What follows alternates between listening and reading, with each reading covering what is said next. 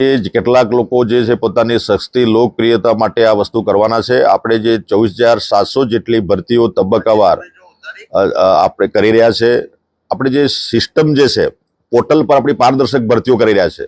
એટલે પોર્ટલ પર જેની વ્યવસ્થા છે, આપણે 11-12ની અત્યારે મેરિટ યાદી કમ્પ્લીટ થઈ ગઈ છે. એચમેટના આચાર્યોની ભરતી ઓલરેડી ઓર્ડરો આપવાની શરૂઆત થઈ ગઈ છે અને ટાટ માધ્યમિકની અત્યારે શરૂઆત છે. ટેટ 2 6 થી 8ની એની પણ શરૂઆત થઈ ગઈ છે. એક સાથે આ ભરતીઓ આવી છે એટલે થોડો સમયમાં વિલંબ થયો છે, પણ આપણી પારદર્શક ભરતી જે ચાલુ છે એટલે આ થોડી જે વિલંબ થયો છે. બાકી કોઈ પ્રશ્ન ઉપસ્થિત થવાનો નથી. 24,700ની જે ભરતી છે પહેલા ધોરણથી લઈને 12મા ધોરણ સુધી અને અન્ય માધ્યમની પણ 1852 જગ્યાઓ છે.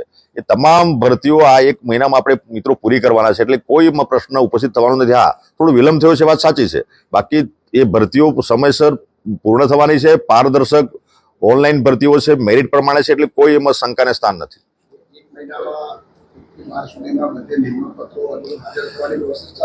અત્યારે એચમેટના આચાર્યોની ભરતી થઈ છે, એમને ઓર્ડરો આપવાના શરૂ છે અને માધ્યમિક અને ઉત્તર માધ્યમિક અને ગવર્મેન્ટ સરકારી સ્કૂલોની પણ ભરતી સાથે સાથે આપણે લીધી છે.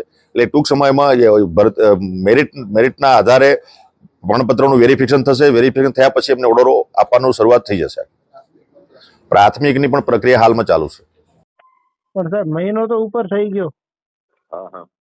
એટલે શું સાહેબ કઈ તકલીફ શું છે કે કઈ સમાચાર મળતા નથી અમને?